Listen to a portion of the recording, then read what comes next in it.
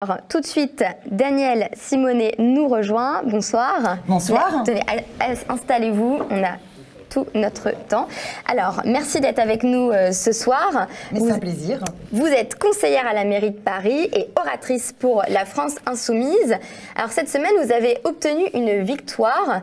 Votre vœu que vous avez proposé au Conseil de Paris, qui consiste à remplacer les termes père et mère par parent 1 et parent 2, a été adopté. C'est une première en France. Est-ce que vous pouvez nous expliquer en quoi est-ce que ce changement d'état civil, bonsoir Julie, est important et que comporte ce texte ? Mais en fait, c'était donc au précédent Conseil de Paris, on a la possibilité, quand on est conseiller de Paris, de présenter des vœux. Donc c'est des textes qui sont soumis au vote. Donc moi, je suis plutôt une élue d'opposition de gauche ou d'opposition citoyenne. Mais si ça m'arrive souvent de m'opposer, ça m'arrive aussi très souvent de proposer.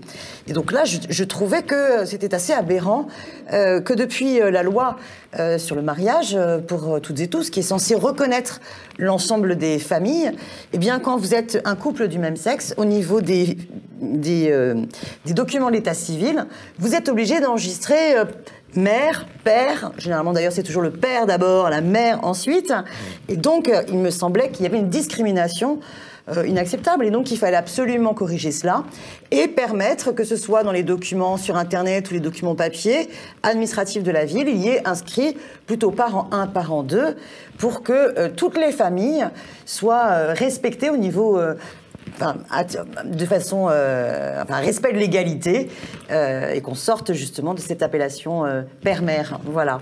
Alors, d'ailleurs, cette semaine, il y a un anniversaire qu'on n'a pas fêté aux médias, c'est celui de la Manif pour tous. Ah, ils sont pas contents, eux. Ils sont pas contents, j'imagine. Mais du coup, 5 ans après l'adoption du mariage pour les couples de même sexe, est-ce que vous pensez que la situation des personnes LGBT a réellement évolué ? Alors c'est paradoxal. À la fois au Conseil de Paris, franchement, je m'attendais à ce qu'il y ait des élus, notamment dans les rangs des Républicains, qui protestent et qu'on se retrouve avec le même débat. Ça a été silence radio. Vraiment, je m'y attendais pas. Le vœu a été adopté à l'unanimité. Donc on pourrait se dire les choses ont positivement progressé. Et puis en même temps, il y a peu de temps encore, il y a un couple de 2 femmes qui ont été agressées en plein milieu de la capitale. J'allais vous en parler.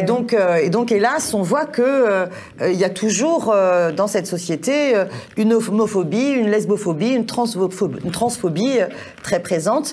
Regardez par exemple sur un tout autre sujet, quand il y a eu cette grande marche contre l'antisémitisme après ce crime effroyable contre Madame Knoll, vous avez ce petit groupe d'extrême droite, la LDJ, qui avait décidé de nous interdire, à nous, délégation de la France Insoumise, d'être dans la manifestation, avec des insultes, une violence homophobe hallucinante, puisque c'était insoumis enculé, donc désolé de dire ces mots-là, et finalement, il y a eu peu de réactions, y compris pour qualifier qu'il s'agit d'insultes homophobes.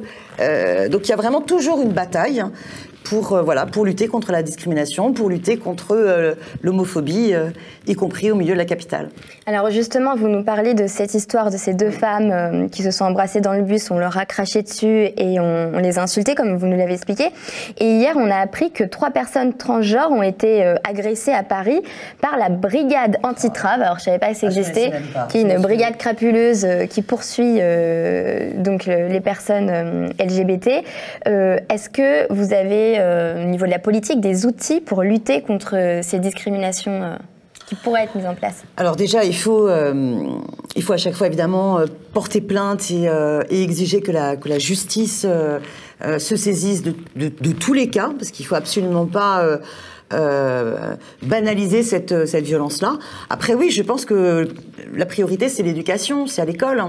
Mais le problème c'est encore faut-il donner les moyens à l'école pour que ce travail se fasse, parce que ça veut dire qu'il faut pas être dans des classes surchargées. Il faut aussi soutenir financièrement les associations. Moi je me souviens des SOS Homophobie qui intervient dans les établissements scolaires. Mais est-ce qu'on donne à toutes ces associations là suffisamment les moyens pour pouvoir développer, multiplier les interventions? Parce que quand les professeurs des écoles en primaire et les professeurs de collège ont la possibilité de faire venir des associations de l'extérieur, il se passe aussi souvent quelque chose qui fera beaucoup plus les consciences. Donc il faut mettre le paquet là-dessus. Voilà, ce travail-là des consciences est nécessaire, mais c'est aussi assumer de faire un travail de l'éducation à la sexualité, à toutes les sexualités. Et ça c'est important pour justement lutter contre cela. Mais quand je vois moi mes propres filles, mes propres adolescentes, j'ai quand même le sentiment que les choses, malgré tout, ont quand même beaucoup évolué par rapport à ce dont je me souviens du niveau des consciences de ma génération. On restera sur cette note positive. Optimiste et déterminée pour continuer.